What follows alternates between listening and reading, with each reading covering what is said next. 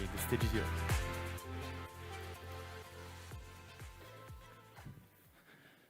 Hi, good morning. My name is ISHIKAWA. So I'd like to talk about Web3 in Japan. Oops, sorry. Okay, it works. So I'm from Astar Network.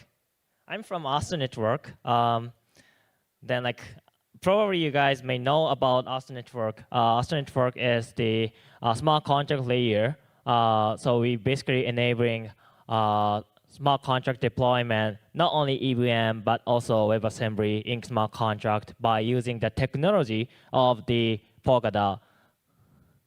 So like my name is Shun Ishikawa. I'm CEO at Astar Foundation. So back in time, so Japan is really big market in terms of the crypto trading or crypto holdings. So this is the history. This is the data that I get from 2018. So like, sorry, the chart is a bit small, but more than 50% of the Bitcoin is trading with Japanese yen. Obviously, Japanese yen are used by the Japanese, not by the non-Japanese, right? Then it means in the Japan ecosystem, like the trading or the interest toward Bitcoin is really huge at that time. And then so the data shows that Japan is the biggest market in terms of the BTC trading volume back in 2017 and 19. You guys may know about Mt. Gox, which was the biggest back in 2000, I guess, 14 or 13. Then also, Japan was the regulation leader. So Japan was the first country that introduced the regulation about cryptocurrency. Then, ICO, when ICO was bubble, everything was crazy. Then Japan leads the initiatives about the regulations as well. So, so this was, back in time. Then actually, we experienced a long, dark age, I would say, from 2018. So, this is like old slide. So it should have say 500 million. So you guys may know about like CoinCheck incident back in 2018. Then they got hacked. Their hot wallet. Then more than about 500 million USD worth name on some other token that got hacked. But just as a disclaimer, CoinCheck just repay all the damage for users. So in terms of the user damages, it's already recovered. And then CoinCheck still is like operating in a good condition. So they are experiencing like large profit or something like that. They actually they are one of the backer of the Astar network as well. So like still I will from the some of the latest exchanges. And because of that, government needs to introduce really strict regulations to protect their consumers. So that's why government introduced really strict regulations, which decrease the number of developers, number of entrepreneurs, number of business activities, number of interest from users, enterprises, big companies, cities, and so on. So we experienced this like long, like dark age from 2018, and then that is why back in like DeFi summer or some of the crypto bubble, Japan was not get so much attention. But Web3 in Japan awakens, and then that is why I'm thankfully talking about Japan in Paris now. Yeah, of course, like as you may know, Japan has the third biggest economy, and then population is really a lot. They have strong IPs. Then actually like last Sunday or Saturday, there is like a Japan Festa in Paris. Then I know like Japan and France or Paris has good combination around it. But yeah, Web3 in Japan awakens back in like 2020 and 21, about 21. So about like Uniswap, Comm, like DeFi Summer, and then also like Flow and some of a lot of like IEO happen. Then Web3 wave glow worldwide, right? Then everyone, like every global, every countries, every businesses are started to focusing on Web3 instead of saying a cryptocurrency or blockchain. Then actually there's one iconic Japanese founder whose name is Sota Watanabe. Actually, and then he is the founder of the Astar network. And then currently he's as well as working as founder of the Astar network, he's also working as CEO at Startup Labs, which I will introduce later. And then he's also chosen Forbes 30 under 30 as year as well as the Japan. Then yeah, Astar is my also my project. So it's a smart contract protocol. Top project in Polkadot ecosystem in terms of the market cap and some of the other stats. Then we are backed by Polychain, Binance, OKX, like DFG, and then also we collected like about like 400 million USD worth DART token back in like one and a half years ago. So because of him, like Japanese government and a lot of enterprises changed their attitude toward supporting Web3 instead of like preventing Web3. Then, so here's just one interesting example, like Sota Watanabe's problem. So this is not about Sota himself's problem. Like this is different as the issue that Japanese government needs to solve to keep their position. Then like at that time, like Web3 is very niche market. Then like, so there's a tax regulation, strict tax regulations for the issued token. Then like, even though we don't sell anything, we don't transfer anything, we need to pay tax for the unrealized gain. You know what? Like when the token variation is like 1 billion, and if we have like half of them for the ecosystem, fund, marketing, a lot of stuff. So like the company will have 500 million worth native token, right? Then in that case, even though they don't use it, they need to recognize it as a profit because the original value was 0. So no startups, no project can pay the tax for that kind of ridiculously amount. Then that is why Sota Watanabe or the Astar Network project was originally started in Japan, but we need to move to Singapore. And then some company or even like some companies, some projects are moved to Singapore or Dubai or Switzerland.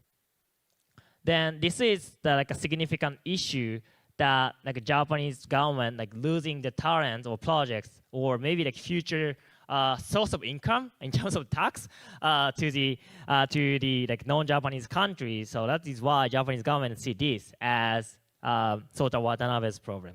Then actually they made it. The Japanese government listened to solve this issue. So Sota Watanabe himself, like, sorry, it's not about me, but I'm not interested in that area much. But so he is like advising a lot of stuff for the leading party in the Japanese council. So like there's a lot of guys who's wearing suits, but because of the narrative of the Web3, they're not actually tied. So like we talked with like the Minister of Digital Economy, Finance, and also like leading a group of the Web3. And actually, there's a group called Web3 teams. Then they are pushing like Web3 and then trying to find how to make the Web3 in use case happen in Japan. So there's like this kind of government-related activity in Japan. So I would like to explain why Japanese government, as well as the enterprise, as well as the like investors, like a lot of people are interested in Web3 as well, supporting the Web3. I'm saying Japan pride here, but actually it's like a negative thing actually. So we are saying this the last 30 years. Like I would say like all the Japanese knows about this fact. So you guys may know about Toyota, Sony, and some of the car companies, banks, not sure. But about more than 30 years ago, out of top 50 companies, 32 companies are from Japan. So I'm now like 27, then I cannot imagine the situation, to be honest. So right now, there's only one company listed in the top 50 companies in terms of the equity market, value, which is Toyota, actually. So this is, I guess, I can see also like many Japanese here, but I can say this is like a common sense that we lost at the Web2 era. We don't have a Google, we don't have Facebook, we don't have Apple, even though we had a huge opportunity, let's say for the hard device, like smartphone device, there's huge opportunity. There, in terms of the laptop, there's also huge opportunity, but we lost it. And in terms of the application platform, we don't have any like global big ones. So this is one narratives that we are saying for enterprise and government. Then this is also one reason why they are supportive for Web3.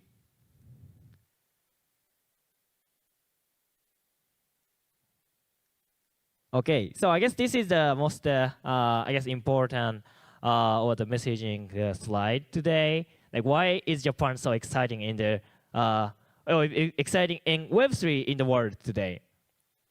Like, as I say, there's a government-led growth, right? So actually, this is totally opponent from like recent activity in the U.S. Let's say, like 2 years ago, U.S. government are positive, but because of the FTX incident, some of the incident, you guys may know that U.S. market is not that hot as of now because of the security regulation. Yeah, of course, Ripples, SEC, there's a slightly positive activities these days, but still, many U.S. companies, many U.S. projects are suffering from the regulations, as well as maybe Europe as well. Actually, I'm living in Netherlands, and then I'm recently kicked out from Binance. Like Binance doesn't allow Netherlands resident to trade in Binance, stuff like that.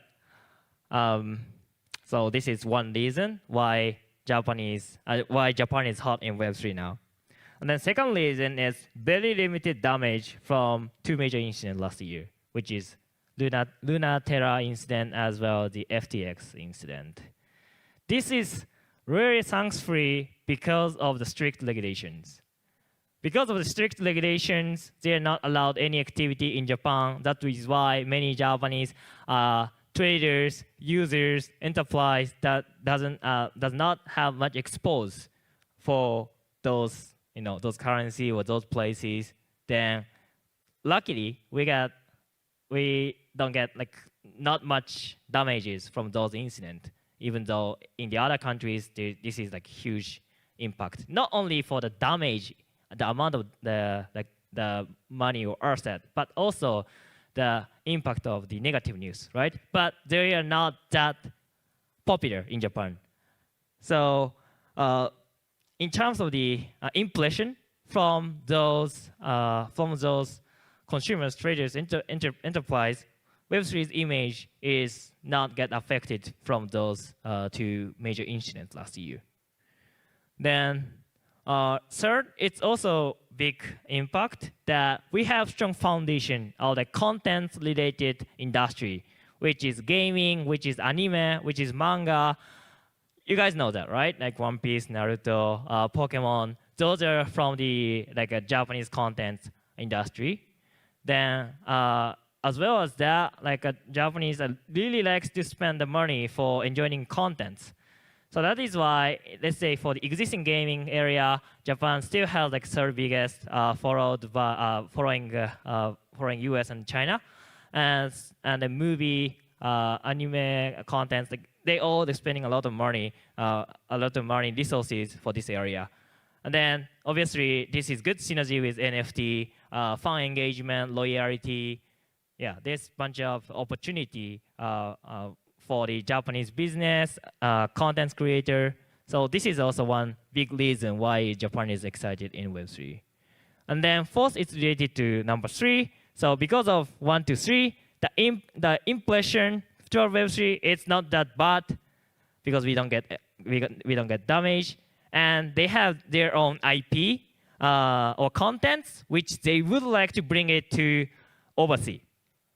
Like in the existing contents, they didn't get sales from the non-Japanese country, even though there is huge community outside of Japan. So they see Web3 can bring the actual value that can be returned for the creator.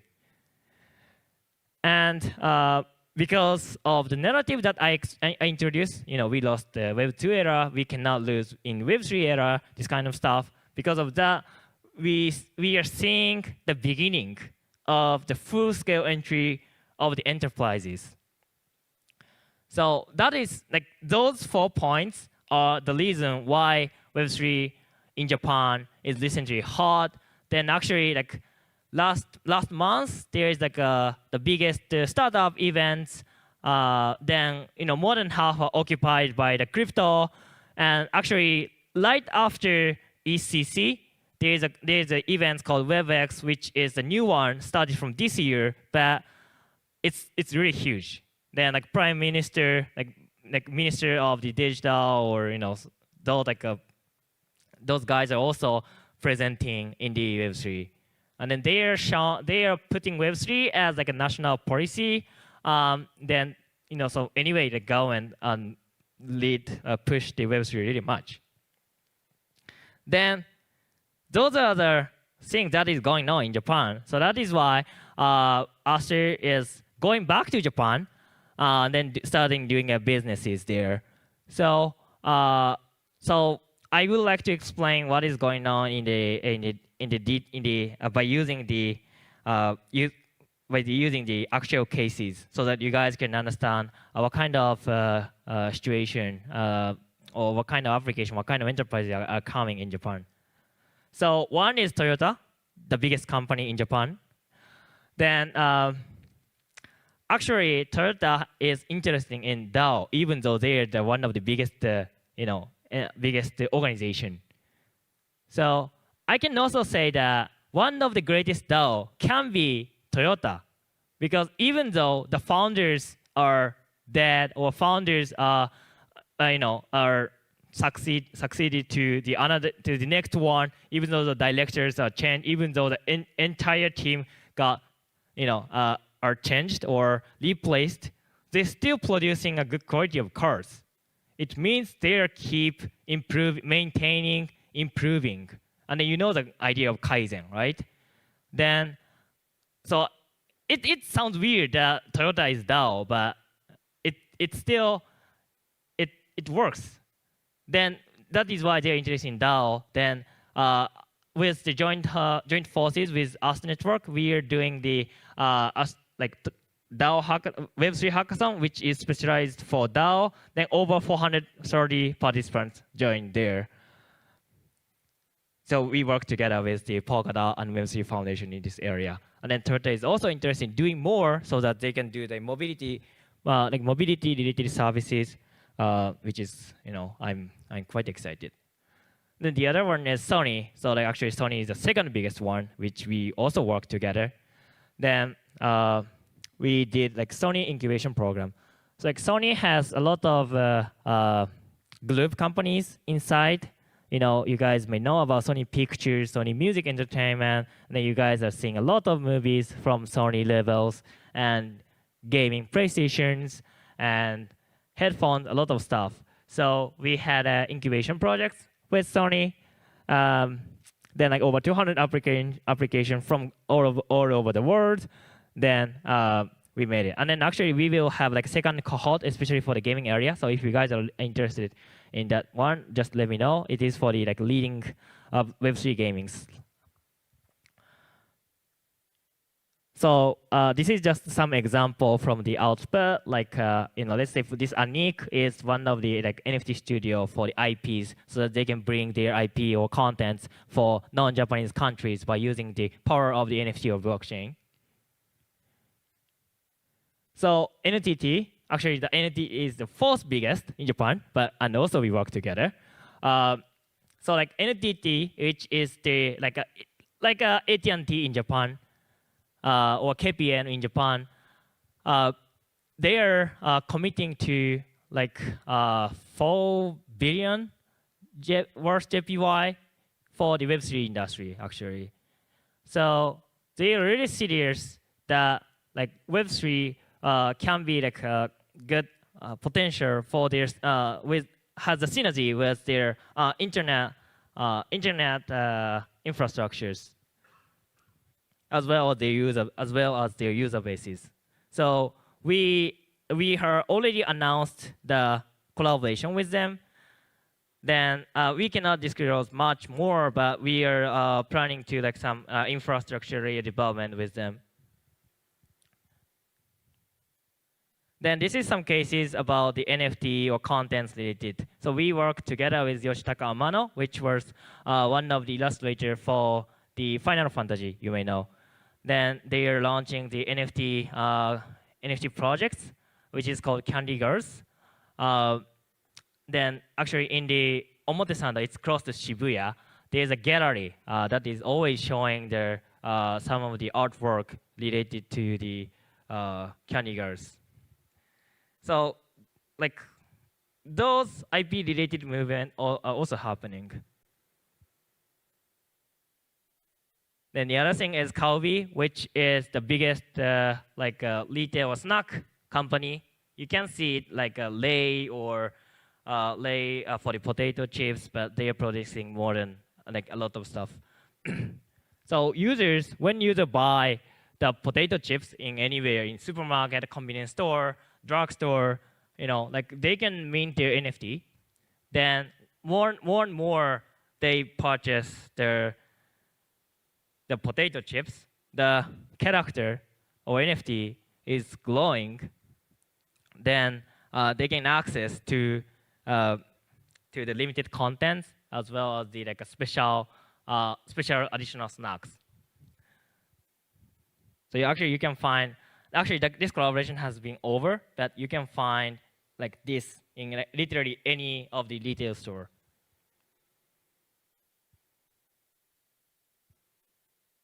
Sorry. Okay, hope that doesn't. Okay, so I also would like to collaboration with the transportation related. So one is Tokyo Railway, which is like a private but really big railway companies. Then you can see the train from the around the Shibuya as well as the Yokohama prefecture. So we are distributing NFT by using Astar network and then the train of the Tokyo Railway. So there's a lot of actually fun, like people who would like to live along with the Tokyo Railway, which actually I'm also one of them. So a lot of people are will be jump in the queue for the minting of the NFT. Then I see a lot of queues so for people who would like to mint the NFT actually. The one is JR Kyushu. Actually, we have announced this actually today. So JR Kyushu has already launched the NFT marketplace by using Astar network. They're allowing their funds to mint their NFT, which is which idea comes from the train itself. Then they are preparing more collaboration with other railway companies and also allowing users to use the NFT for the collaboration. So actually, you can check it out. This is actually started really today. And actually, yesterday, I also announced that the collaboration with the banks. So, in the 7-Eleven, you may know 7-Eleven, but Japanese 7-Eleven is totally different from that in the US. So you can find literally a lot of 7-Elevens, which is quite convenient. So we call it convenience store.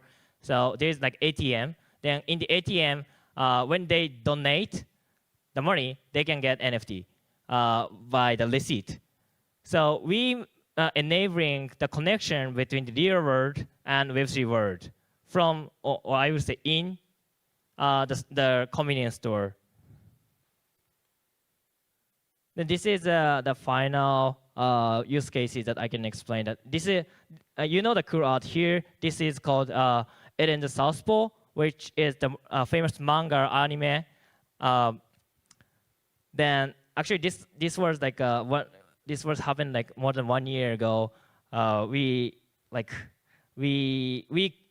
created like original manga that is only specialized for the NFT, and then also the bidder get some new token, and also the person who purchased the NFT are shown in the actual manga that they create, the artists create. So the buyer can feel that they are really into the words of the anime, or sorry, the manga. So we also enabling that interaction between the word in the manga and the NFT and the real world.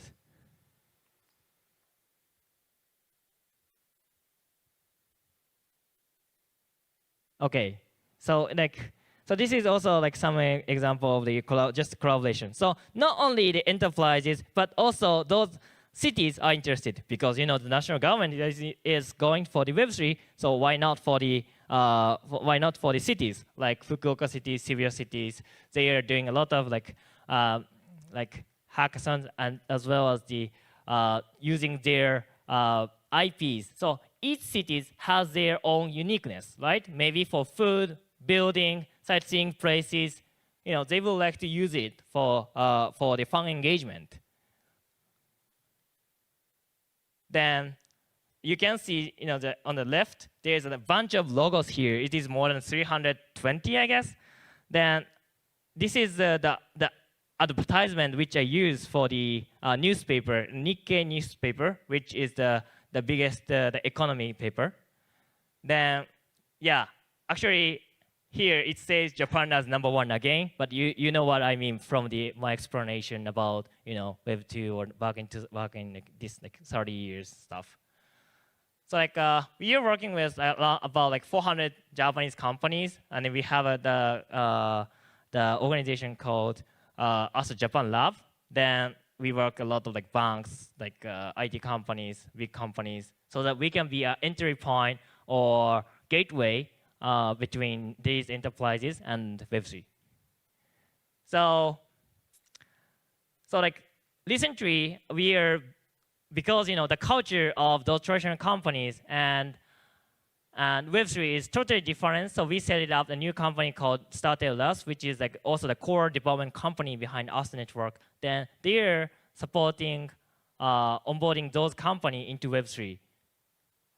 So this is the company that we created again, created like new. Then like 2 weeks ago or 3 weeks ago, we announced that, you know, we got fundraised from Sony Network Communications. So we have like direct relationship with them, so that we onboard all the asset of the Sony group into Web3. Yeah, so that is for the, you know, what's going on in Japan, and then what kind of use cases or what kind of collaboration you can see in Japan. So basically, Astar is the one who is trying to bring enterprises in Web3.